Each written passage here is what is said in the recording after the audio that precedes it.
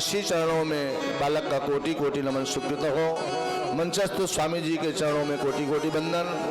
हमारे समस्त ब्राह्मण देवताओं को नमन। और हमारे जो अभिन्न श्रोता के रूप में समस्त भक्त लोग आए हैं, उनके हृदय पटल पर विराजमान छवि मूर्ति को नमन। समस्त भक्तों के सुंदर भक्ति पूर्ण आग्रह से आज देवी भागवत कथा का आयोजन किया गया। ये भगवान की बड़ी अद्भुत कृपा है। उसी क्रम में हमारे राम कुमार केसरवानी जी, अरविंद केसरवानी जी, अशोक केसरवानी जी, अश्विनी केसरवानी जी और हमारे देवांगन जी, समस्त भक्तों की भक्ति पूर्ण आग्रह से समयोजित रूप से, सुव्यवस्थित रूप से, सुसंगठित रूप से ये कथा का आयोजन किया गया है। ये भगवान की बड़ी अद्भुत कृपा है। जन्मांतर भवेत पूर्णम, जब कई जन्मों को पूर्ण उदय होते हैं तब ऐसे सुंदर सुअवसर जीवन में प्राप्त होते हैं। वो भी माता भगवती के सानिध्य में, उनके चरण में बैठ करके उनकी कथा सुनने का जो सुअवसर प्राप्त हो, ये तो दुर्लभ चीज है।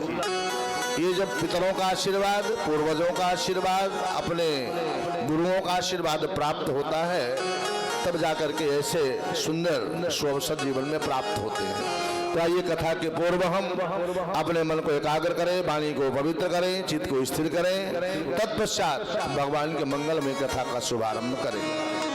बोले सच्चिदानंद भगवान की जय, दुर्गा मैया की जय, कामाख्या मैया की जय, माँ सरस्वती मैया की जय, माँ लक्ष्मी मैया की जय। जय जय सुर नायक जन सुखदायक, प्रणत पाल भगवंता। जय जय सुर नायक जन सुखदायक, प्रणत पाल भगवंता। जय हितकारी जय अशोरारे, सिंधु सुता प्रिय कंता। जय हितकारी जय जुगारी, सिंधु सुता प्रिय कंता। पालन धरणी अद्भुत करणी,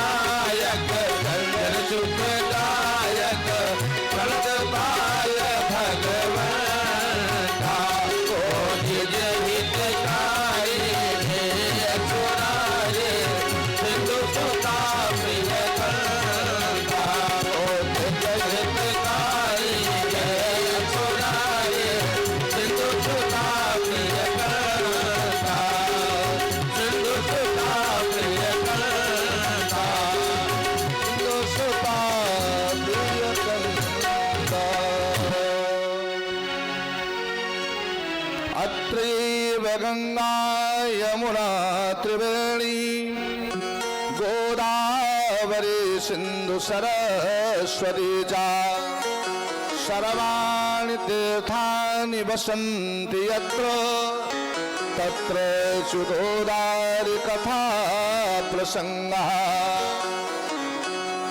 आइए कथा प्रसंग में, जहां पर भागवती कथा होती है वहां पर संपूर्ण तीर्थ आके विराजमान हो जाते हैं, सभी देवता आके विराजमान हो जाते हैं।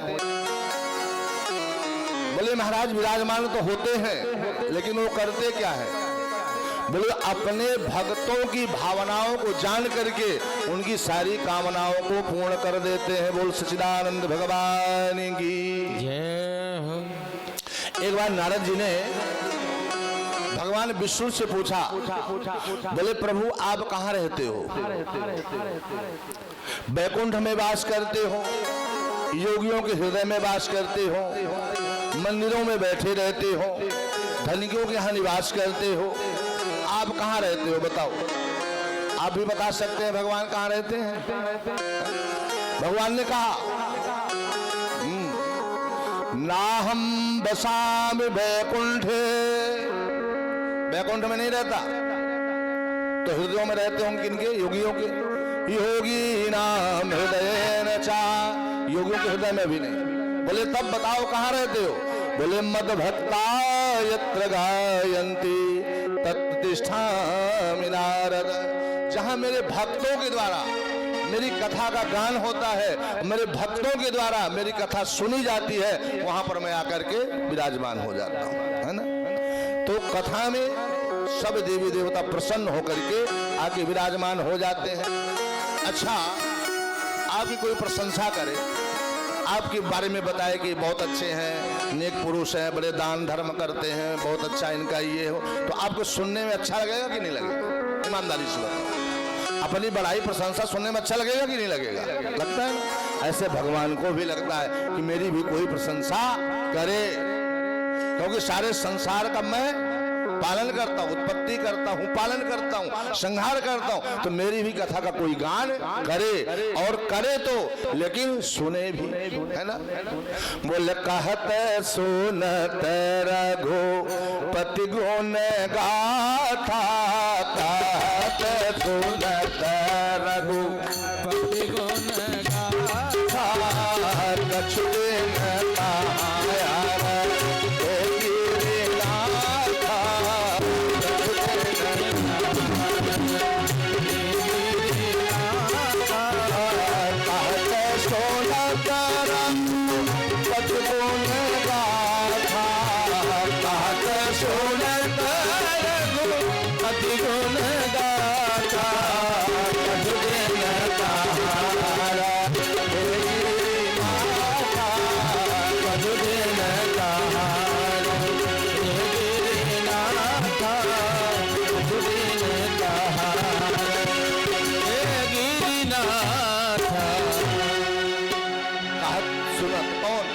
बाबा भोलेनाथ कहते हैं और सुनते हैं।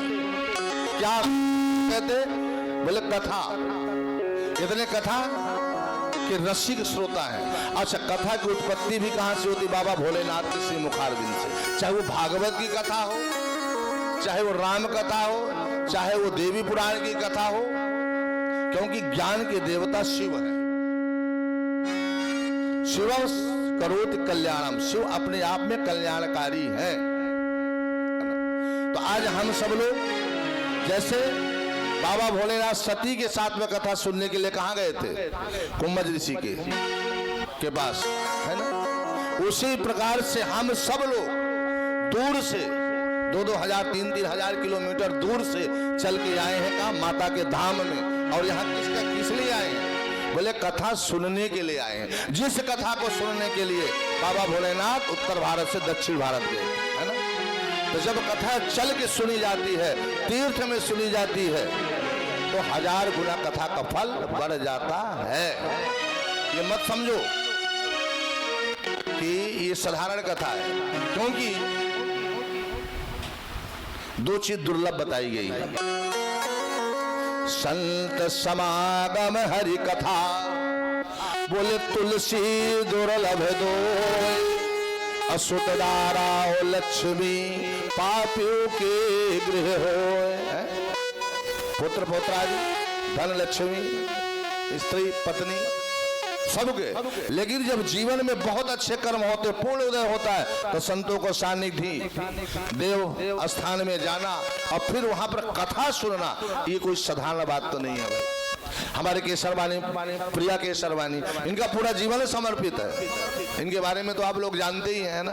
ऐसा कोई तीर्थ नहीं बच रहा जहाँ ये कथा नहीं कराती, और आप सब लोगों को ले जाती है। इनका भी पूर्ण इनको मिल रहा है, क्योंकि व्यक्ति दूसरे को सुख कब देता है, जब अपने को कष्ट सहता है, तब दूसरे को सुख दे सकता है।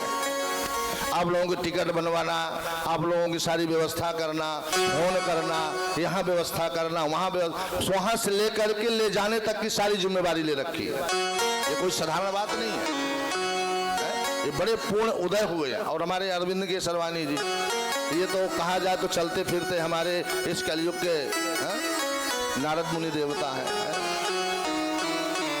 लोग हंसते हैं, नारद मतलब जानते हैं, नारम ज्ञानम ददात स नारद, जो नारायण से मिला दे वो नारद। इनका जीवन पूरा कथा में है, हमारे ऊपर कितना बिगड़ जाते हैं, बड़े लाडले हैं हमारे ये। और जब कथा होती है छत्तीसगढ़ में, जब बोले जाते इतना रोते हैं, ये छोड़ते नहीं, इतना रोना आता है, ये प्रेम है इनका, है ना।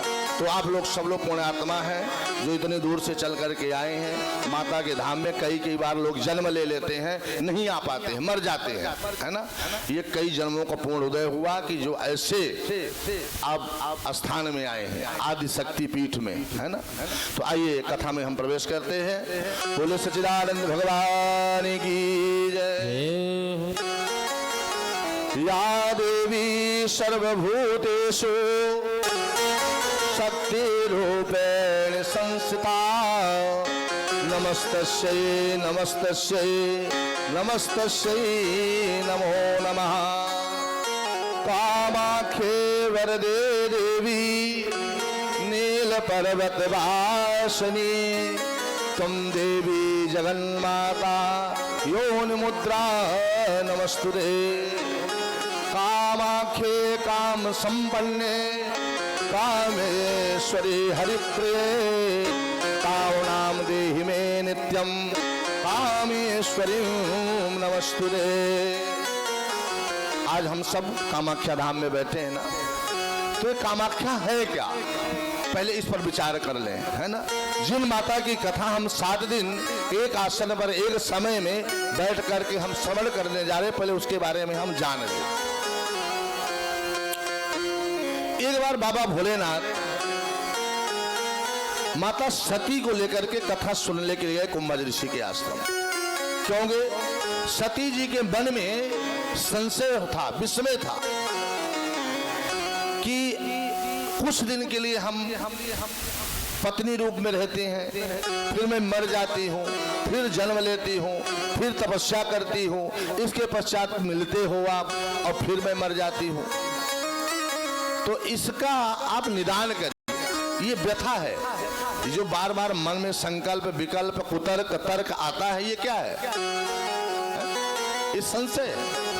तो इसको दूर करने के लिए बाबा भोलेनाथ ने कहा इस व्यथा को दूर कर देना है। तो व्यथा किससे दूर होती है, बोले भगवान की कथा से, है ना। जब तक जीवन में कथा नहीं आएगी तब तक व्यथा दूर होने वाली नहीं है। चाहे धन की व्यथा हो, चाहे परिवार की व्यथा हो, चाहे मान सम्मान की व्यथा हो, किसी चीज की, है ना। पाने की इच्छा ही व्यथा है ना। कहते हैं ना संतोषम परमम सुखम। तो भगवान की ऐसी कथा, देखिए 3 घंटा आप बैठते हो कथा में, सब घर परिवार सब भूल जाते हो, याद आती है किसी की, नहीं आती। क्यों, ये कथा का प्रभाव है, सब भूल जाता है, केवल भगवत चिंतन होता है, भगवान की कथा सुनने में मन लगा रहता है, सारी व्यथा दूर होती है। तो व्यथा दूर करने के लिए सती जी कहाँ गई, बोले कुंभज ऋषि के आश्रम। एक बार त्रेता युग माही असंभु गए कुंभज ऋषि पाही, है ना, अकेले नहीं गए। बोले संग सती जग जननी भवानी संग सती जग जननी भवानी पूजे ऋषिया अखिलेश्वर नारी पूजे ऋषिया अखिलेश्वर नारी संग सती जग जननी भवानी संग सती जग जननी भवानी पूजे ऋषिया अखिलेश्वर नारी पूजे ऋषिया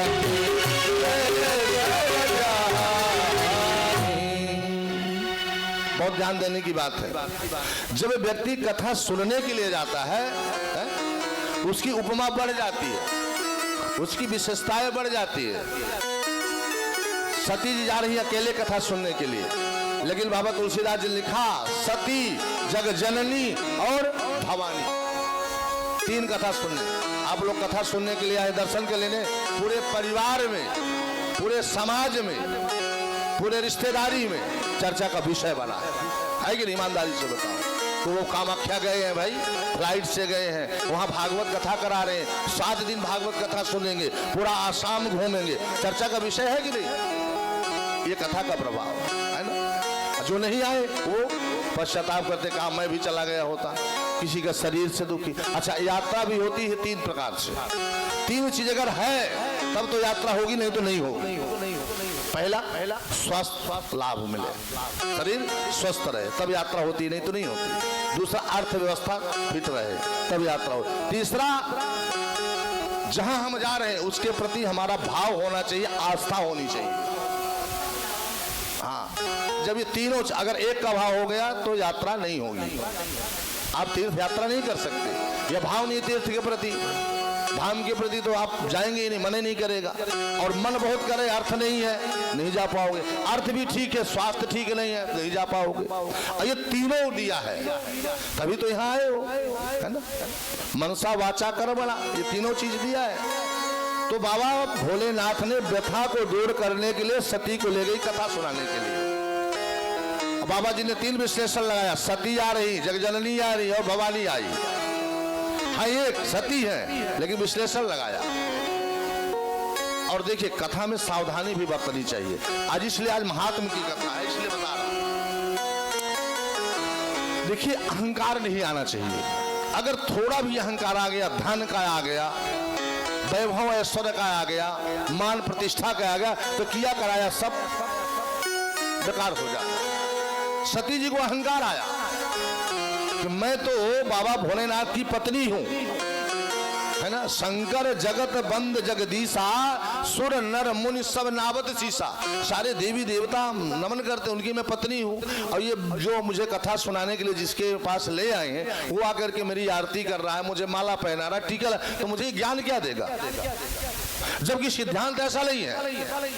कुतोपि लभते ज्ञानम, ज्ञान कहीं से मिल जाए उसे ले लेना चाहिए। ज्ञान एक ऐसी वस्तु है, वो अजीर्ण नहीं करती। रूप जीर्ण कर देता है, ऐश्वर्य मान प्रतिष्ठा जीर्ण कर देती है, धन वैभव जीर्ण कर देता है, लेकिन ज्ञान अजीर्ण कभी नहीं करता। ना चौर्य हार्यम न तभात्र भाज्यम न तराज्य हार्यम न च भार करता कृते वर्धतयेव नित्यम ज्ञानम धनम सर्वधनम प्रधानम। ज्ञान धन एक ऐसा धन है कि सभी ज्ञानों में श्रेष्ठ, धन में श्रेष्ठ है। न तो चोर चुरा सकता इसको, न भाई बंटवारा करा सकता, न राजा हरण कर सकता। अन्य धन को बांटने से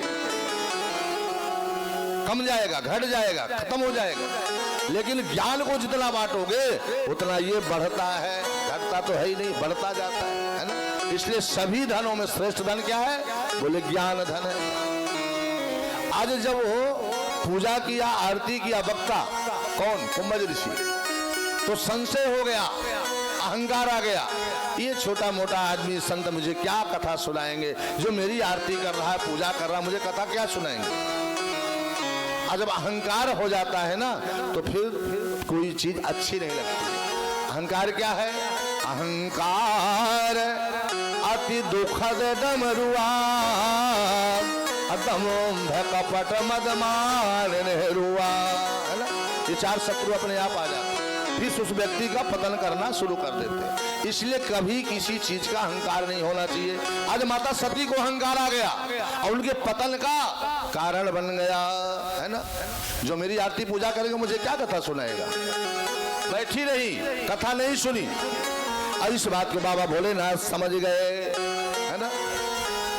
चलो इनके मन में अगर ऐसी भावना आ गई है तो इनसे ना कथा सुन ले, हम ही से सुन ले।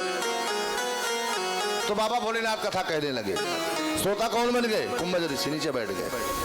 बोले कहत सुनत रघुपति गुण गाथा, कछु दिन तहां रहे गिरिनाथा। कभी कथा सुनते हैं, कभी कथा कहते हैं। अच्छा एक बात और है, सुनने वाला और सुनाने वाला दोनों समकक्षी है, छोटा बड़ा कोई नहीं है। ये मत सोचो कि हम चौकी में बैठे तो आपकी महानता ऊंचे बैठा रखे हो, एक ये मंच की मर्यादा है।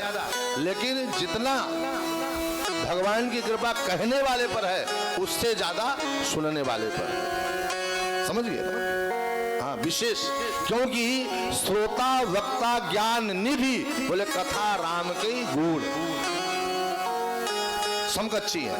बाबा भोलेनाथ कभी सुनते हैं, कभी कहते हैं चलो इनसे कथा नहीं सुननी, मुझसे सुन ले सती, लेकिन नहीं सुनी। क्यों? अहंकार भर गया। जब अहंकार अंदर आ जाता है ना तो कोई बात अच्छी नहीं लगती है ना? कथा क्यों सुनी जाती है? मेरे जीवन में परिवर्तन आ जाए, कोई दुर्गुण भी आ रहा है उसको निकाल के बाहर फेंक दो। आज सती कथा नहीं सुनी। अब बाबा भोलेनाथ कुछ दिन बीत गया। बोले अब ये कथा सुनेंगे नहीं, इनकी बथा दूर होने वाली नहीं, अब चलो। तो मुनिसन विदा मांगे त्रिपुरारी, मुनिसन विदा मांगे त्रिपुरारी, भवन चले दक्ष कुमारी, भवन चले कुमारी, मुनिसन विदा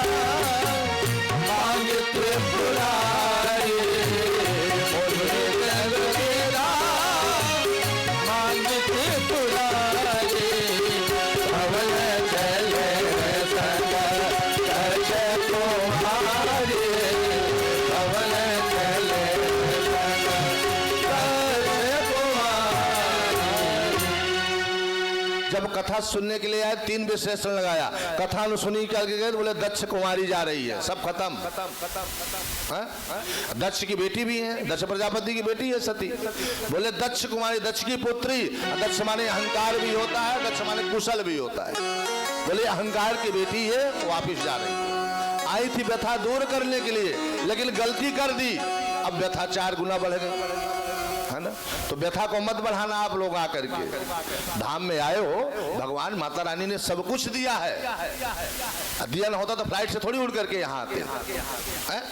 कितने लोग बैठे हैं? दिया है तो उसको दिया है, तेरा शुक्रिया है, तेरा शुक्रिया है। लेकिन हम अब आए हैं तो जैसा भी मिल जाए, है ना, उसी में गुजारा कर लेना, समझिए ना। ऐसा भी ना करना कि बीमार हो जाओ, ऐसी नहीं है कि, है ना, शरीर को संभाल कर, है ना। तो हम जिसके धाम में आए हैं उसी के यहाँ आए हैं, हम मेहमान के। अब आपके यहाँ कोई मेहमान आए, अब आप डिमांड रखना शुरू कर दो तो उसको अच्छा लगेगा? अरे हम भी मेहमान हैं, आप भी सारे मेहमान, माता जी के मेहमान, जहाँ भी राखें, है ना। तो उस हिसाब से एडजस्ट करो। अब सब कुछ तो छोड़ के आए हो, एसी डल्लब गद्दे घर परिवार ऑफिस सब तो छोड़ के आए हो, है ना। तो 7 दिन उसको भूल जाओ, हमको तो बस माता की शरण में आए। तो इससे क्या मिलेगा? इससे पूर्ण मिलेगा। और मन में संशय विस्मय होगा तो उससे पाप लगेगा। तो पाप का फल क्या है? पाप का फल क्या है? दुख है। अपूर्ण का फल सुख है। इसलिए सुख से दुख से न को विदाता, पराददाति तिक्वोधिरेखा, अहम करोमि वृथाभिमानम, स्वाकर्म सूत्रो ग्रथितो ही लोका। इसलिए कोई किसी को सुख नहीं देता, कोई किसी को दुख नहीं देता। अपना कर्म व्यक्ति को सुख देता है और अपना कर्म दुख देता है। इसलिए आदत बुरी संभाल लो, बस हो गया भजन, कहते हैं ना। इसलिए भगवान ने जो जैसा दिया है उसी में संतोष रखो और आनंद से कथा सुनो, दर्शन करो, माता जी के चरणों में अर्जी लगाओ, आनंद में रहेगा। कृपा हुई थी तभी वो बुलाई है, नहीं तो यही शराबत अति कठिनाई जीवन बीत जाता है। कई के जीवन बीत जाते, नहीं हो पाता है ना। आज सती जी को अहंकार हुआ कि जो मेरी आरती कर रहा है, मैं हमारा पहना रहा हूं, मुझे कथा क्या सुनाएगा। नहीं कथा सुनी, चली आई। अब कथा सुनने का फल बाबा भोलेनाथ ने सुना, उन्हें मिला। क्या मिला? बोले भगवत दर्शन। आप लोग कथा सुन रहे हो तो फल मिलेगा क्या? माता रानी का दर्शन। और जब दर्शन मिलेगा तो क्या होगा? बोले जिम हरि शरणा एक बाधा, जिम हरि शरणा एक बाधा, सुख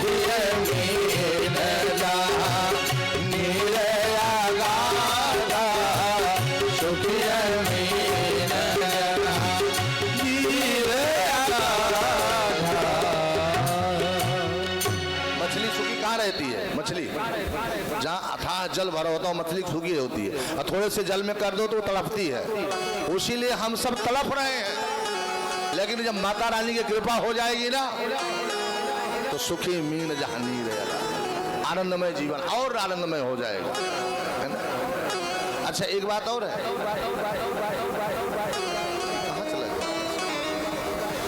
देखिए हम जो सुख भोगते हैं ना, जो हम सुख भोगते हैं, एसी कमरे में रहते हैं, दल्लभ गद्दे में सोते हैं, 4 व्हीलर गाड़ी में जाते हैं, ऑफिस में बैठते हैं, नौकर चाकर लगे हैं, पानी पिलाने वाले, खाना बनाने वाले, खिलाने वाले, ये सुख है।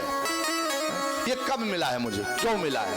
हमने अच्छे कर्म किए हैं, पूर्ण कर्म किए हैं, तो ये हमको पूर्ण हुआ, पूर्ण का फल सुख हमें मिला। लेकिन उस सुख को बनाए रखने के लिए हमें पूजा पाठ जप तप ये करते रहना चाहिए, दान पूर्ण धर्म कर्म करते रहना चाहिए, है ना। तो कथा से हमें यही मिलती है शिक्षा कि हम जैसे जीवन जी रहे हैं वो बना रहे। जिस प्रकार से हम अमाउंट जमा कर देते हैं बैंक में ना, और निकालते चले जाएं और जमा ना करें तो एक दिन अकाउंट खाली हो जाता है, होता है ना। उसी प्रकार से हमें सुख मिल रहा है, हम सुख भोग रहे हैं तो हमारा पूर्ण क्षय हो रहा है, ये मत सोचो कि बना है। अब उस क्षय पूर्ण को बनाए रखने के लिए हमें अच्छे कर्म करते रहना चाहिए, बैलेंस को बनाए रखना चाहिए। और तीर्थ में जाएं, अन्य क्षेत्र कृतम पापम पूर्ण क्षेत्रे विनश्यति, और पूर्ण क्षेत्रे कृतम पापम वज्रलेखे नमस्ते।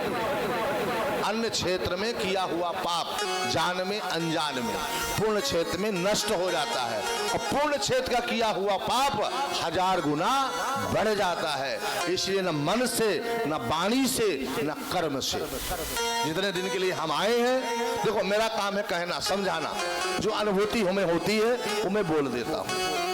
कोई पुस्तक तो रखी नहीं कि पढ़ रहा हूँ, है ना। ये प्रेरणा होती है, ये नेटवर्क मिलता है ना। तो आप लोगों के लिए आए हो तो बिल्कुल तनिक भी ना अहंकार होना चाहिए। वैसे आप लोग हमारे पहले श्रोता थोड़ी हो, हर तीर्थों में कथा करा चुके हो। अगर अहंकार होता तो पहले ही हर कथाओं में भाई कोई ना कोई व्यतिक्रम हो ही जाता है। घर जैसे सुविधा तो नहीं होती है, है? परदेश कलेश नरेशों को, अगर राजा भी है और वो जाता है परदेश में तो उसको भी कष्ट मिलता है कि नहीं। तो इसलिए इसको मन में रखने मत। हम तो माता जी के दरबार में आए मत। अब कितने अरबपति लोग हैं, चाहे तो डायरेक्ट जाके माँ जी का दर्शन कर ले, लेकिन नहीं 4 घंटा लाइन में बैठे हैं। क्यों? दर्शन की लालसा है, इसलिए जा रहे हैं, आराम से दर्शन कर रहे हैं। नहीं तो दे दे 2-4 लाख रुपया, सबको बाहर करके जाके दर्शन करके चले जाए। लेकिन ऐसा नहीं, विधान। अगर हम कुछ लेने आए हैं तो हमें छोटा बन के रहना पड़ेगा, तभी कुछ मिलेगा। हम बड़ा बन जाएंगे तो क्या पाएंगे? कह देंगे तू बड़ा है तो बड़ा बना रहा, तो क्या तुझे जरूरत है ना। तो आज सती जी को अहंकार हुआ कि मैं बाबा जी से कथा नहीं सुनूंगी। क्यों सुनूं? अब बाबा भोलेनाथ ने कथा सुनी, उन्हें दर्शन मिल गया। जय सच्चिदानंद जग पावन, अस कहीं चले हो मनोज न सावन। राम जी और लक्ष्मण जी के दर्शन, क्यों? इष्ट की कथा सुनी थी, तो राम जिसकी हम कथा सुनेंगे उसी का तो दर्शन हमें मिलेगा। अब आप लोग माता रानी की कथा सुन रहे हैं तो माता रानी का दर्शन मिलेगा, और जब दर्शन मिलेगा तो सब अपने आप सारा क्लेश दूर हो जाएगा, अपने आप आनंद की अनुभूति हो जाएगी। तो आज बाबा भोलेनाथ को दर्शन मिला, बड़े प्रसन्न हुए, खुश हो गए, है ना। और सती जी को दर्शन हुआ, लेकिन वो दर्शन नहीं कर पाए, उनके मन में संशय विषय। राम जी दिखे इनको, शिव जी को, है ना, और सती जी को राजकुमार दिखे, अंतर इतना। बोले किससे प्रणाम किया है आपने? बोले जासु कथा कुंभज ऋषि गाई, जिनकी कथा कुंभज ऋषि ने सुनाई। बोले वो तो इष्ट देव की कथा सुने। बोले हाँ, वही तो इष्ट देव मेरे राम है, उन्हीं को। तो बोले ये वन में क्यों विचरण कर रहे हैं? जब इष्ट देव है तो वन में क्यों भटक रहे हैं? क्यों शब्द आ गया ना? बोले सती जी मत पूछो। बोले नहीं, बताना पड़ेगा, जिद कर रही। बोले इनकी पत्नी का हरण हो गया है। तो बोले हरण हुआ तो किसने किया? अब ये तर्क कुतर्क बढ़ रहा है ना, किसने किया? बोले रावण ने किया। बोले रावण तो आपका चेला है और राम जी आपके इष्ट हैं, आपके इष्ट की आपका चेला ने पत्नी का हरण कर लिया, बात नहीं समझ में आई। बोले अगर कथा सुनी होती तो बात समझ में आ जाती, कथा नहीं सुनी इसलिए समझ में नहीं आ रही। बोले मैं परीक्षा लूंगी, ऐसे नहीं मानूंगी। बोले परीक्षा मत लो, परीक्षा परमात्मा परीक्षा का विषय नहीं है, परीक्षा का विषय किसका है? बोले आपत काल परखियहि चारी, आपत काल परखियहि चारी, धीरज धरम नित्य अरुणारी, धीरज धरम नित्य अरुणारी, आपत काल परखियहि चारी, आपत काल परखियहि चारी, धीरज धरम नित्य अरुणारी, धीरज धरम नित्य अरुणारी, धीरज धरम नित्य अरुणारी, आपत काल परखियहि चारी, आपत काल परखियहि चारी। चार परीक्षा का विषय होता है आपत्काल में: धीरज, धैर्य, धर्म, मित्र और नारी। और तुम परमात्मा के कहते हो मैं परीक्षा लूंगी, लेकिन बुद्धि अब खराब हो चुकी है, अहंकार भर गया है ना। नहीं, मैं तो परीक्षा लूंगी ही। मना किया, नहीं मानी। अब बाबा भोलेनाथ ने विचार किया, ये अभी संशय विस्मय का जो अंकुरित हो, स्फुटित हो रहा है बीज, ये कहीं विशाल रूप न ले ले, इसलिए यहीं से उखाड़ के फेंक देना ही ठीक है। ठीक है देवी, अगर तुम जिद करती हो, नहीं मानती तो कोई बात नहीं, लेकिन सोच विचार की परीक्षा लेना परमात्मा परीक्षा का विषय नहीं है, वो सबकी परीक्षा लेता है। और तू परीक्षा ले रही, चलो कोई बात नहीं है, सोच समझ के आओ। बैठ गए एक वट के नीचे, और सती जी ने सीता का वेश बनाया। देखो, परीक्षा भी लिया तो सीता का वेश बनाया। जिस वेशभूषा में रहन सहन चाल डाल, वो सीता का वेश बना के जाके रास्ते में बैठ गई और विचार किया कि सीता का वेश इसलिए बनाया कि अगर ये असली होंगे, अब असली नकली बीच में आ गई बात, परमात्मा होंगे तो ये जान जाएंगे कि सती है, सीता नहीं है। और ये नकली वाले होंगे तो हाथ पकड़ लेंगे, कहेंगे कि अब तो सीता मिल गई। तब मैं बाबा भोलेनाथ को बताऊंगी कि सच्चिदानंद कहेगा प्रणाम किया आपने, है ना। सीता जी का वेश बना के बैठी रास्ते में, जिधर से आ रहे राम लक्ष्मण। किसको? सीता जी को ढूंढते बिरह बिकल नरई रघुराई, अखोजत विपिन फिरत दो भाई। हे खग हे मृग अरे मधुकर सेनी तुम देखी सीता मृग नैनी। देखा तो सीता जी के रूप में सती जी बैठी हैं। अब देखते ही राम जी तो समझ गए कि ये सीता नहीं है, ये तो सती है। लेकिन लक्ष्मण को विस्मय हुआ। उसके पहले ही राम जी बोल पड़े, अरे सती जी किस कारण से आप अकेले यहाँ बैठी हो? कौन सा ऐसा कारण बन गया कि जो अकेले? बाबा भोलेनाथ कहाँ है? अब परीक्षा लेने के लिए गई, स्वयं परीक्षार्थी बन गई, सिर नीचे झुक गया, पश्चाताप कर, ये तो सब जानते हैं। खैर झांकी निकल गई। अब बाबा भोलेनाथ के पास जब आई तो कहा, सती आज आपने परीक्षा ले लिया मेरे इष्ट देव राम की, सीधे झूठ बोल गई। अगर गलती हो भी जाए उसको स्वीकार कर लेना चाहिए, उसमें भलाई है।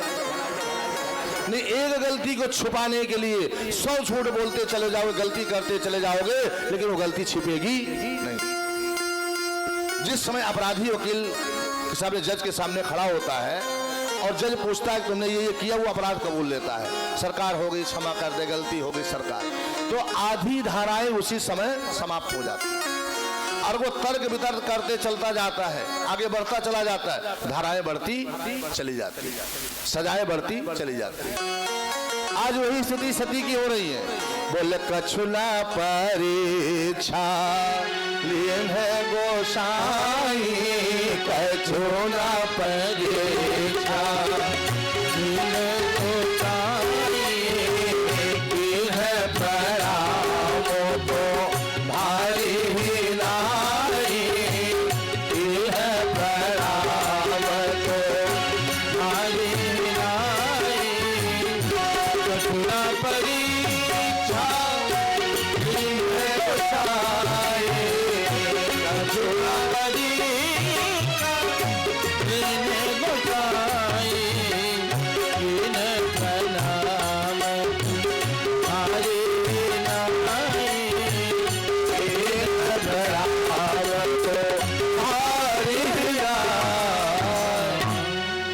पहली बात गलती किया, परीक्षा लिया, लेकिन कछुना परीक्षा नहीं लिया। फिर दूसरी गलती, कीन प्रणाम तुम्हारी ही नाई, जैसे आपने प्रणाम किया मैं भी प्रणाम किया, दूसरी गलती है ना।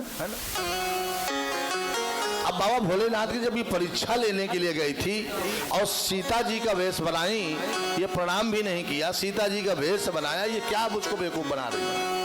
देखा तब शंकर देखे धारी, ध्याना सती जो कीन चरित सब जाना। बोले कोई साधारण परीक्षा नहीं लिया, ये मेरे इष्ट माता सीता का वेश बनाया और परीक्षा ली, हम मुझसे झूठ बोल रही है। मन में संकल्प किया, यही तन सती भेट अब नाही, यही तन सती भेट अब नाही। शिव संकल्प किन मन माही, शिव संकल्प किन मन माही। यही तन सती भेट अब नाही, यही तन सती भेट अब नाही। शिव संकल्प किन मन माही, शिव संकल्प किन मन माही। तन सती भेंट अब मने मन में कहा नहीं, कह देंगे तो और दुखी हो जाएंगे, लेकिन मन में ठान लिया कि अब जब तो हमारे सीता माता का वेश बना लिया तो अब इस शरीर से कोई मतलब नहीं। अब प्रेम रह गया क्या? बनावटी, मिलावटी और दिखावटी। सच्चा प्रेम खत्म। और ये प्रेम दिख जाता है कि सच्चा प्रेम है, ये स्वार्थ का प्रेम है कि मिलावटी बनावटी का प्रेम है। वो प्रीत बैर प्रीत इन्हें दुराई दुराई। सती जी को आभास होने लगा कि जो प्रेम पहले था सच्चा प्रेम, अब वो बाबा जी का नहीं रह गया, है ना। अब बने बने दुखी रहती वो बेचारी, लेकिन करे क्या, गलती तो हो गई और गलती पर गलती हुई। इसलिए पत्नी को अगर पति जो बात कह दे वो पत्नी को मान लेना चाहिए, उसमें भलाई है। और स्त्री के जीवन पराधीन होता है शुरू से लेकर लास्ट तक। बच्ची होती है पिता के संरक्षण में, जवान होती है भाई के संरक्षण में, विवाह हो गया पति के संरक्षण में, बूढ़ी हो गई बेटे के संरक्षण में, है ना। तो पराधीन है, पराधीन सपने सुख नहीं, इसलिए स्वाधीनता नहीं लानी चाहिए। ये जन्म जन्मांत से है। सती जी परीक्षा लूंगी मना किया, नहीं मानी, परीक्षा लिया फिर झूठ बोला, 3-4 गलती करती चली गई। अब क्या हुआ, मन में संकल्प हुआ कि हितन सती भेंट बनाई, जो कि किस लिए गई थी कि मेरा और आपका कभी बिछोह ना हो, पति पत्नी का जोड़ा बना रहे। इस व्यथा को दूर करने के लिए गई और कथा नहीं सुनी, व्यथा 4 गुना बढ़ गई, है ना। पति जो कहे वो पत्नी को बात मान लेना चाहिए। अगर सही है तो, अगर गलत है तो उसके लिए नहीं कहा जा सकता, लेकिन पति भी ऐसा गलत तो नहीं है। रुक्मणी, आप लोग भागवत कथा सुनते हैं, रुक्मणी कोई बात पूछती थी, भगवान कहते थे कि ये बात मत पूछो बाद में, एक शब्द पलट के नहीं अभी बताओ, ऐसा क्यों हुआ अभी बताओ, कभी जिद नहीं किया। और वही रुक्मणी 16,108 रानियां थी, लेकिन 16,108 रानियों का प्रतिनिधित्व कौन करती थी, रुक्मणी करती थी।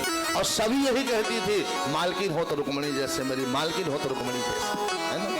सबका देखभाल, सबका आदर, सबका सम्मान, कभी जिद नहीं करते आप। तो जिद नहीं, अगर पति के प्रिय बनना है तो पति की बातों का अनुकरण करना चाहिए, है ना। आज सती जी ने नहीं किया, बाबा ने मन में संकल्प किया कि हितन सती भेंट अब नहीं। महाराज ऊपर से जा रहे हैं विमान, दक्ष प्रजापति के यहाँ यज्ञ कर रहे। अच्छा, यज्ञ भी अच्छी बात है, यज्ञो वह श्रेष्ठतम कर्म। यज्ञ जो है पृथ्वी पर सबसे श्रेष्ठ कर्म है, बहुत अच्छा कर्म है। लेकिन यज्ञ भी सात्विक होना चाहिए, तामसी नहीं होना चाहिए, राजसी नहीं होना चाहिए। लेकिन राजसी और तामसी यज्ञ किया किसने, दक्ष प्रजापति ने, बाबा भोलेनाथ को नीचा दिखाने के लिए यज्ञ किया, सभी को बुलाया, लेकिन बाबा भोलेनाथ को कोई निमंत्रण नहीं दिया। अब बिना निमंत्रण कैसे चले जाए भाई। ऊपर से विमान जा रहे हैं। सती जी ने पूछा, स्वामी जी आज सुबह से ये विमान जा रहे हैं उड़ के, ये कहाँ जा रहे हैं। बाबा भोलेनाथ ने कहा, देवी इस बात को मत पूछो कहाँ जा रहे हैं, तो उसी समय मान लेना चाहिए। लेकिन नहीं मानी, जिद किया, नहीं नहीं आपको बताना पड़ेगा, बताओ ये कहाँ जा रही है, बताइए कहाँ जा रहे हैं। बोले कहीं और नहीं जा रहे, ये तुम्हारे पिता के यहाँ जा रहे हैं। बोले इतने विमान जा रहे हैं मेरे पिता के यहाँ, कोई उत्सव है क्या। बोले हाँ उत्सव नहीं, महा उत्सव है, तुम्हारे पिता एक बहुत बड़ी यज्ञ कर रहे हैं, उस यज्ञ में ये सब आहूत हैं, बुलाए गए हैं, इसलिए जा रहे हैं। बोले हमें भी चलना चाहिए, हम भी चले। बोले देवी कोई निमंत्रण नहीं आया, बुलाया नहीं आया, इसलिए वहां जाना उचित नहीं है। आज बाबा भोलेनाथ को ज्ञान दे रही है। बोले 3 जगह बिना बुलाए जाना चाहिए। पहली जगह कौन सी है, गुरु के यहाँ, दूसरी जगह कौन से, मित्र के यहाँ, और तीसरी जगह माता पिता के यहाँ। अगर बुलावा नहीं भी आया तो भी सहर्ष जाना चाहिए, कोई दोष नहीं है। अगर मान लो व्यस्तता के कारण ना बुलावा आया, कोई बात नहीं, चलो चलते हैं, नहीं नहीं, क्यों जाना उस जगह चाहिए, चाहे गुरु का स्थान हो, चाहे माता पिता का हो, चाहे मित्र का, कब कि तदप विरोध मान, जहां कोई विरोधाभास ना हो तब, जहां थोड़ा भी मन में खटास हो, चाहे गुरु के यहाँ हो, चाहे माता पिता के यहाँ हो, चाहे मित्र का, कदापि जाना नहीं चाहिए। कि तदप विरोध मान जहां कोई, तदप विरोध मान जहाँ कोई, तहाँ गए कल यार होई, तहाँ गए कल ज्ञान न होई। तदप विरोध मान जहाँ कोई, तदप विरोध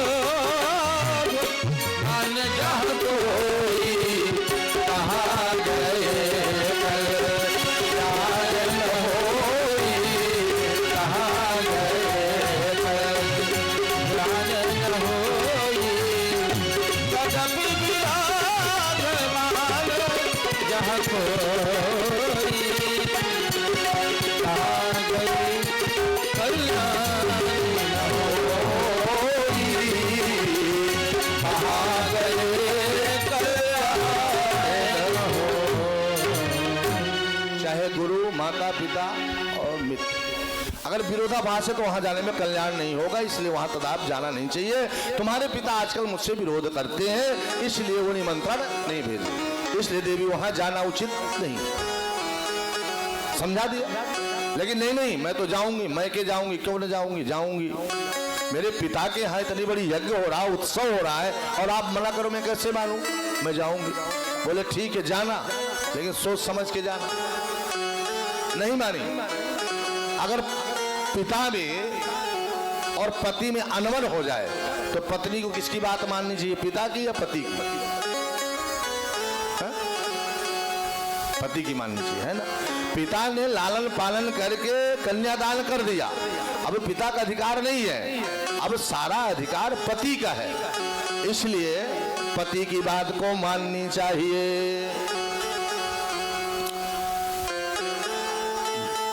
आज पति की बात की अवहेलना करके और सती जी मैके जा रही हैं। आप लोग तो ऐसा नहीं करते हो ना? करते हो? है? बोल नहीं रहे हो, करते हो लगता है। नहीं करना चाहिए। जिस समय फेरा लिया जाता है ना, तो वचन होते हैं ना, पति पत्नी के वचन होते, उस समय मायके भी बिना अनुमति के नहीं जाओगी, तब हम आपको वामांग भाग में स्वीकार करूंगा। शर्त होती है ना। अभी सारी शर्तें तो होती ही हैं, लेकिन कौन मानता है? मानना चाहिए, नहीं तो घाटे में हो जाओगे। कथा इसीलिए सुनी जाती, जीवन में परिवर्तन आ जाए, है ना। लेकिन आजकल बड़ी विडंबना है, कथा कौन सुनते हैं? रिटायरमेंट। कथा तो बच्चों को सुननी चाहिए, कथा तो जवानों को सुननी चाहिए, जिनको जीवन जीने की कला आए। जो रिटायरमेंट ले लिए उनके लिए क्या, उनको तो जैसे तैसे 10-5 साल की तो कहानी रहती है, बीत जाएगी, है ना। होना चाहिए, लेकिन उनको तो मोबाइल से फुर्सत नहीं है ना। हमें निज धर्म पर चलना सिखाती रोज रामायण, हमें निज धर्म पर चलना सिखाती रोज रामायण, सिखाती रोज रामायण, हमें निज धर्म पर चलना सिखाती रोज रामायण, हमें निज धर्म पर चलना सिखाती रोज रामायण, सदा शुभ आचरण करना, सदा शुभ आचरण करना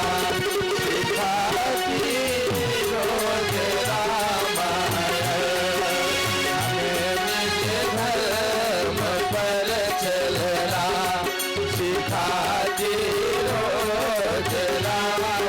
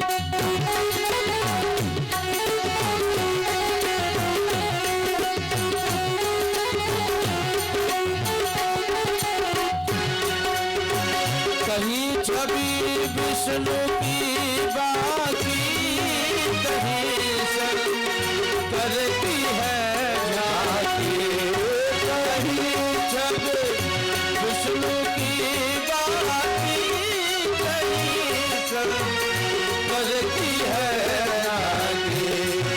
हृदय आनंद झूले पर बुलाती रोज रामायण, हमें निज धर्म पर चलना सिखाते रोज रामायण।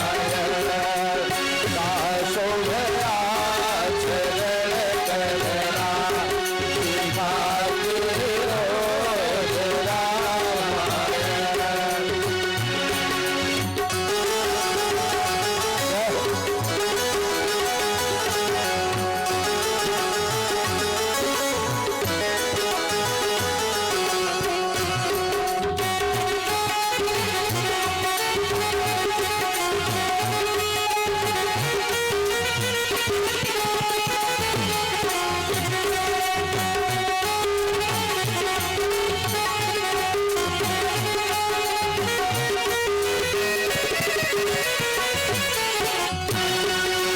कभी वेदों के सागर में, कभी गीता की गंगा में, कभी वेदों के सागर में, कभी गीता की गंगा में, कभी रस बिंदु में मन को, कभी रस बिंदु में मन को डुबाते रोज रामायण, हमें निज धर्म पर चलना सिखाते रोज रामायण। सदा सुभया चरण करना सिखाते रोज रामायण, सिखाते रोज रामायण, सिखाते रोज रामायण। गीता भागवत, देवी भागवत हमें क्या आचरण सिखाती, जीवन जीने की कला सिखाती। हम जीवन जी तो रहे हैं, लेकिन हम कैसे जीवन जी रहे हैं, है ना। एक पशु भी जीता है, कीड़े मकोड़े भी जीते हैं, एक पशु पक्षी भी जीते हैं, एक हम आप सब जीते हैं। तो जीवन जीने की कला सिखाती है, वो कला होनी चाहिए। आज सती जी ने बात नहीं मानी, क्योंकि कथा नहीं सुनी, ने सारी व्यथा बढ़ती चली जा रही। जाऊंगी चली। अब महाराज जब यज्ञशाला में पहुंची, दक्ष के यहाँ जब गई, तो सादर भले मिली एक माता, लेकिन भगनी मिली बहुत मुस्कुराता। माता का हृदय जो होता है वात्सल्य हृदय होता है। कुपुत्रो जायत क्वचित कुमाता ना भवति, पुत्र कैसा भी हो लेकिन माँ कभी कुमाता नहीं होती। हृदय से लगा लिया कुती ने, कहा बेटी सती तुमने ठीक किया, चली आई। लेकिन जो बहनें थी वो कटाक्ष करने लगी, मुस्कुराने लगी। मैं तो बुलाने से आई हूँ, अपने पति के साथ आई हूँ, अपने परिवार के साथ आई हूँ, ये बिना बुलाए आई।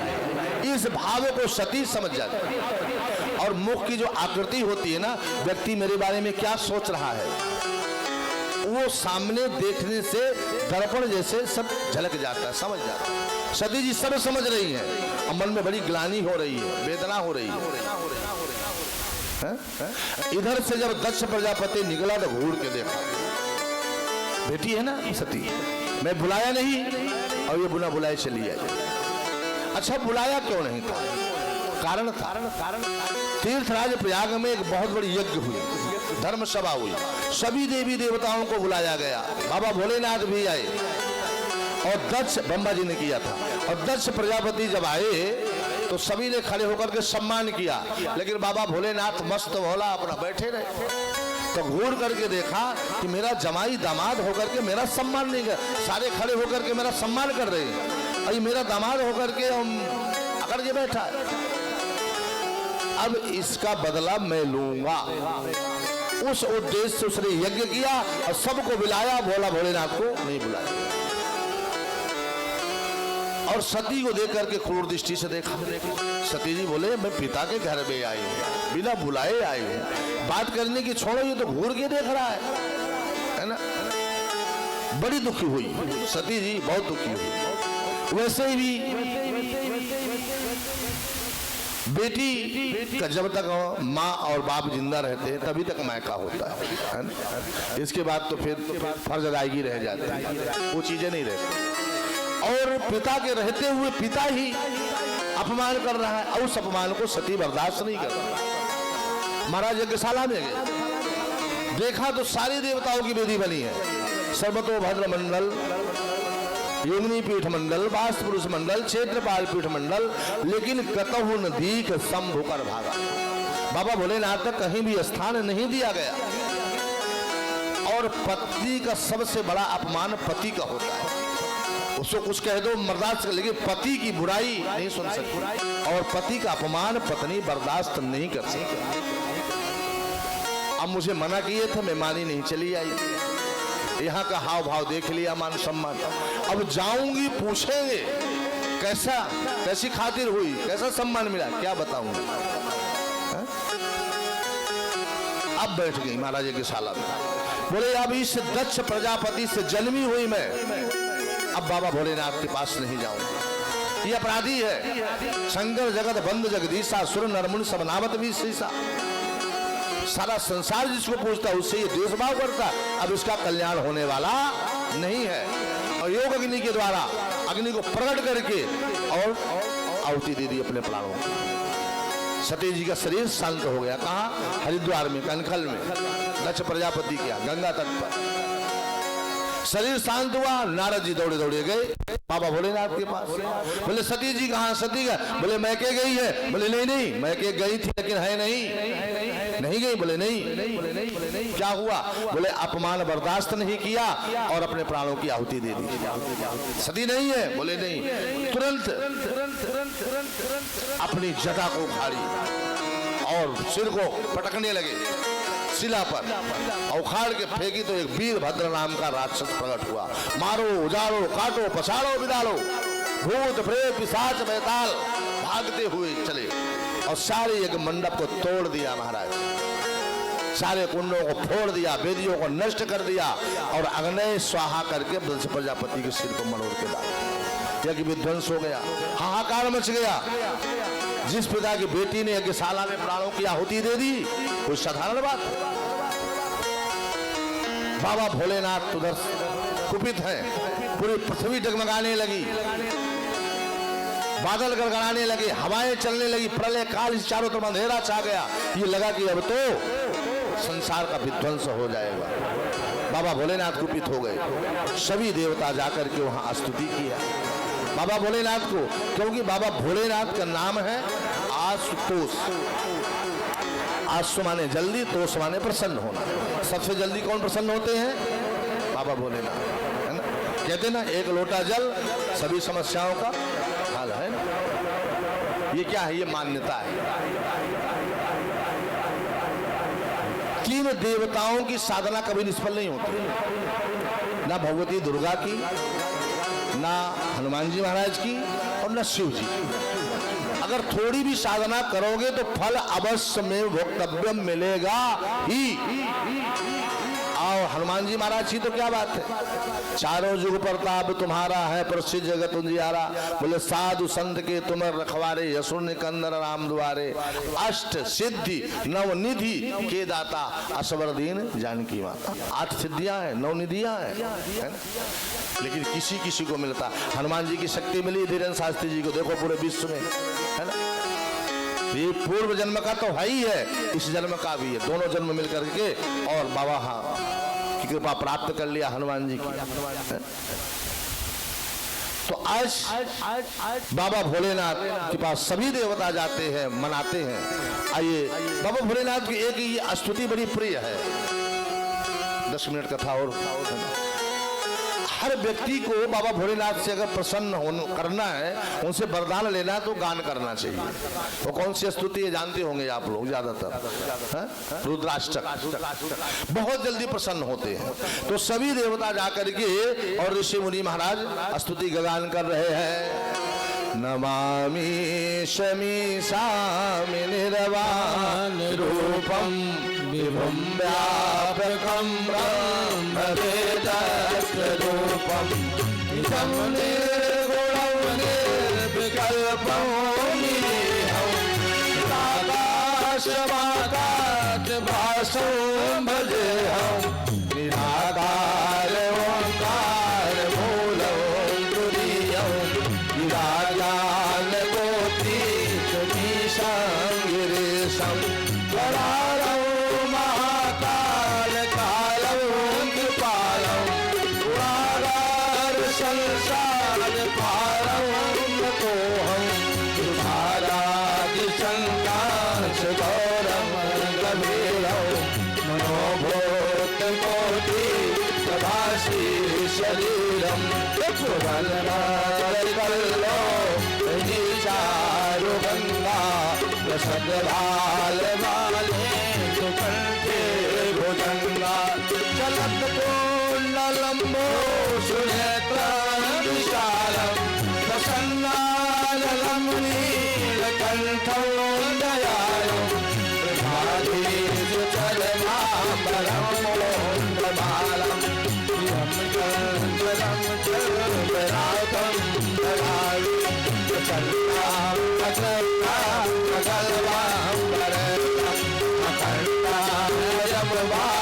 कोटि प्रकाशम दयाशोल निर्मोलम शोल पाणे भजे हम भवानी प्रतिभाव गम्यम कैलादी कल्याण कल्पांतराते सदा साचरानंद दाता पुरारे चिदानंद सर्वमोहनहारी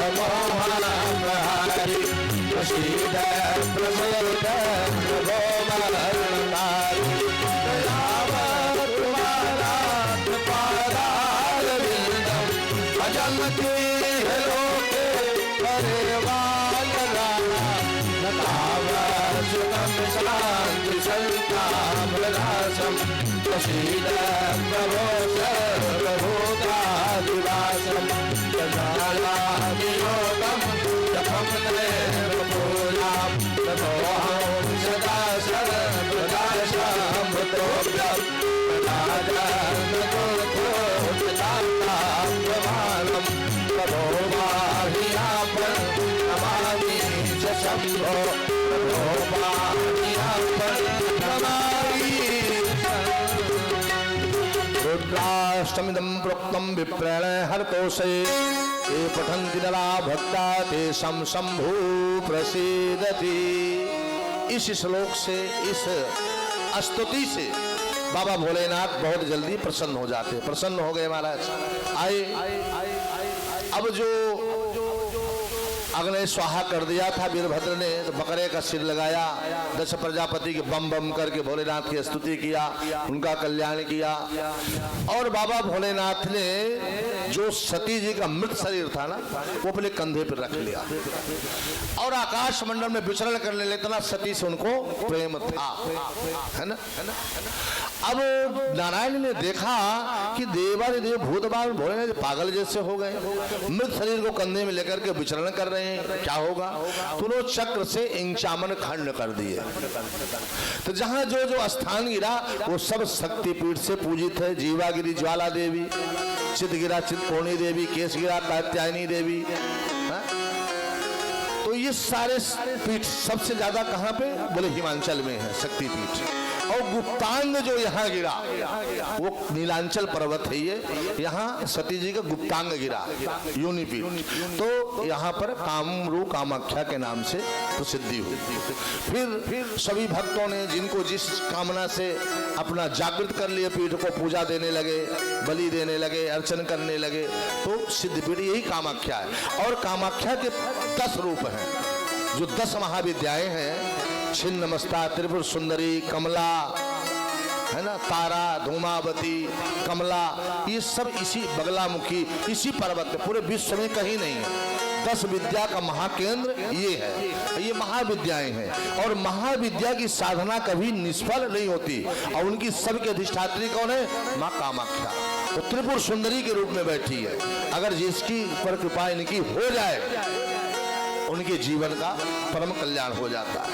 देवी भागवत में वर्णन है, यत्र अस्ति भोगो नहि तत्र मोक्षः, यत्र अस्ति मोक्षो नहि तत्र भोगः।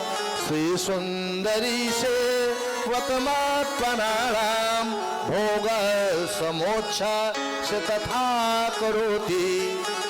जिस पर माता कामाख्या की कृपा हो जाए, कामेश्वरी भगवती की कृपा हो जाए, तो इस लोक में भोग मिलता है, यानी सुख मिलता है, और मरने के बाद मोक्ष भी मिलता है। अन्य पुराणों में, अन्य वेदों में, अन्य देवताओं की साधना में जहां भोग है वहां मोक्ष नहीं है, और जहां मोक्ष है वहां भोग नहीं है। लेकिन श्री सुंदरी सेवक मत पराराम भोगस् मोक्षस् तथा करोति। माँ भगवती कामाख्या की साधना करने वाले को इस लोक में भोग की प्राप्ति देती है, सुख शांति देती है, और मरने के बाद मोक्ष की प्राप्ति देती है। इसलिए आप लोगों का भाग्य उदय हुआ है जो माता रानी के दरबार में आए हैं और सुंदर कथा सुन रहे हैं, पूजन अर्चन कर रहे हैं, दर्शन पा रहे हैं, अपने जीवन को धन्य धन्य कर रहे हैं, और अपने परिवार का भी तरण तारण कर रहे हैं। क्योंकि माता पिता का किया हुआ कर्म फल अपने आप बच्चों को प्राप्त हो जाता है, परिवार को प्राप्त हो जाता है। बोल सच्चिदानंद भगवान की। आरती लगा लो। कल से विस्तार रूप से कथा सुनाई जाएगी, है ना। हाँ, हरि भजले हरि भजले हरि भजले का मौका है, हरि भजले हरि भजले हरि भजले का मौका है, हरि भजले हरि भजले हरि भजले का मौका है, हरि भजले हरि भजले हरि भजले का मौका है।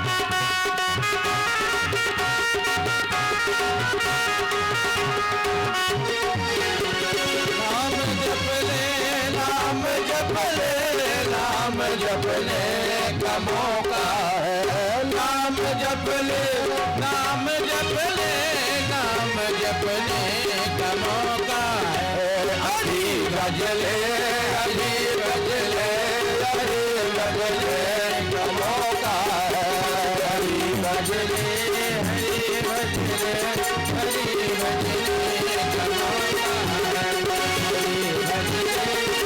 हरि भजले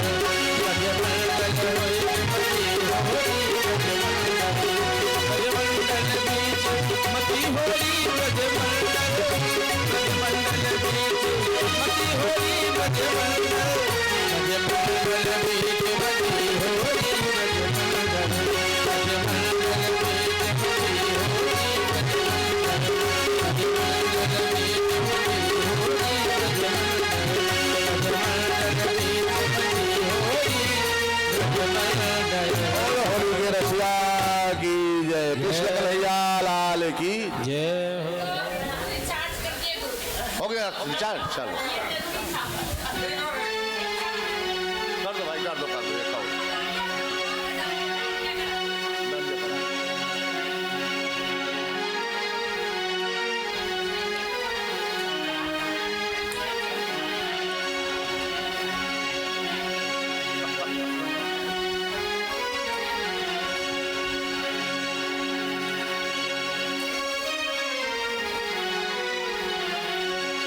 धीरे बहोरी पवन धीरे बहोरी पवन धीरे बहोरी मोरी मैया की जाए पवन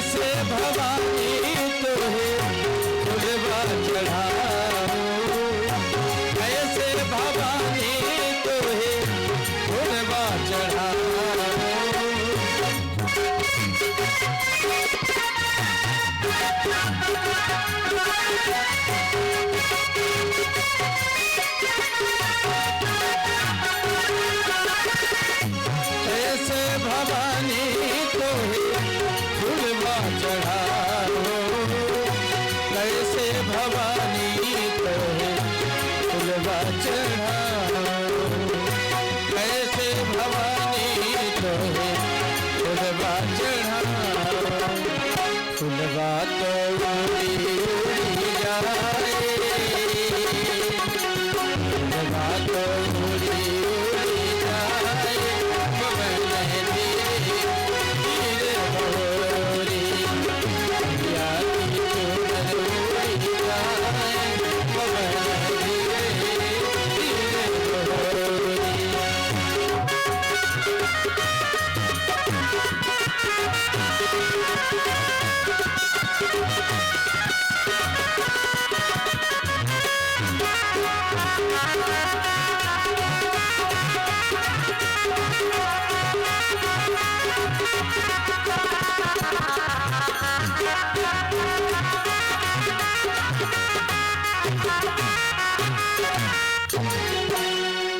दिया जलाओ।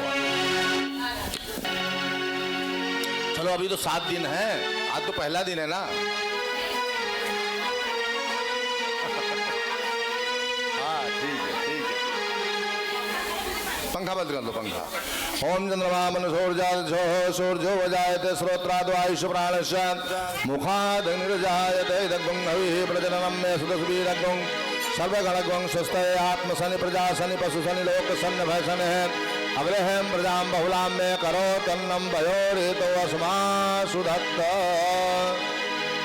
अम्बे तू है जगदम्बे काली, जय दुर्गे खप्पर वाली, तेरी गुण गाए भारती हो मैया, हम सब उतारे तेरी आरती हो मैया, हम सब उतारे तेरी आरती। माता तेरे भक्त जनों पर भीड़ पड़ी है भारी, भीड़ पड़ी है भारी, दानव दल पर टूट पड़ो माँ, दानव दल पर टूट पड़ो माँ, करके सिंह सवारी, 100 सिंहों से बैल साथी, हस्त भुजाओं वाली, दुखियों के दुख कोनी ओ मैया, हम सब उतारे तेरी आरती। अम्बे तू है जगदम्बे काली, जय दुर्गे खप्पर वाली, तेरे ही गुण गाए भारती हो मैया, हम सब उतारे तेरी आरती।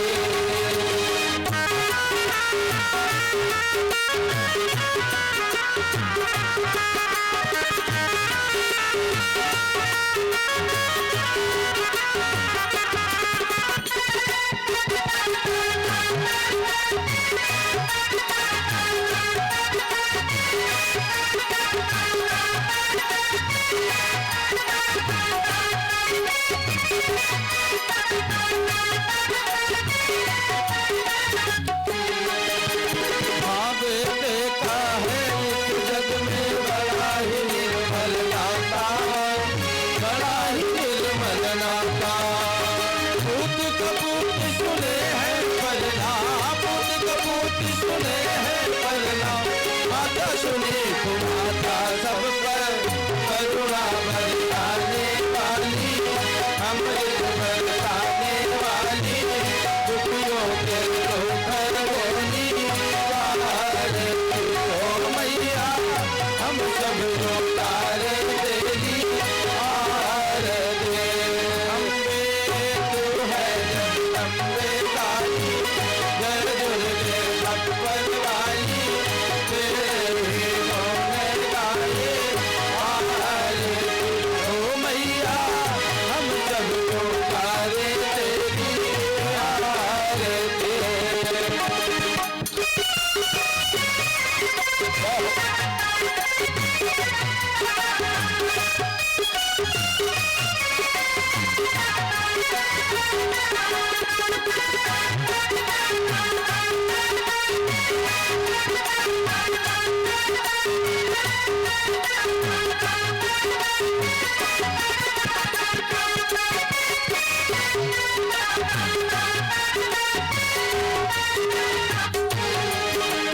नहीं मांगते धन और दौलत, ना चांदी ना सोना, ना चांदी ना सोना, हम तो मांगे माते वन का, हम तो मांगे माते वन का, एक छोटा सा कोना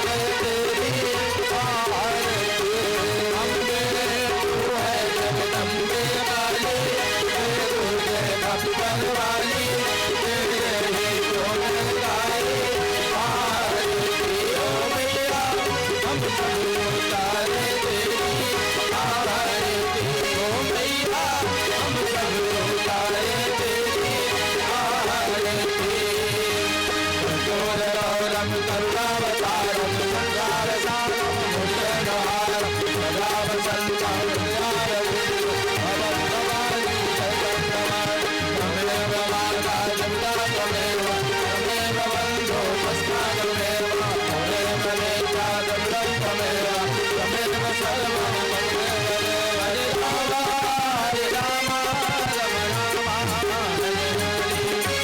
कृष्ण कृष्ण कृष्ण हरे हरे राम राम हरे हरे कृष्ण कृष्ण हरे जली शीतलीकरणं पुष्पादि देवादि वंदनं माधव शांति शांतिरापहात शांतिरोखदयः शांति वनस्पतयः शांति विश्वदेवा शांति शांति भवतु हरि ओम मा यज्ञनेकमे चंद्र देवास्थाने धर्मानि प्रथमान्या संजाते हनाकं महिमानाः सिंध पूर्वे साध्याः सिंध देवा नाना सुगंध पुष्पाणि ताकालोद्भवानि जात पुष्पांजलि वयादित्य ग्रहणं परमेश्वर। घूम जाइए आरती जल आरती ले लीजिए सभी लोग और प्रसाद लेके जाना। हाँ, सभी लोग प्रसाद ग्रहण करने के पश्चात ही अपने अपने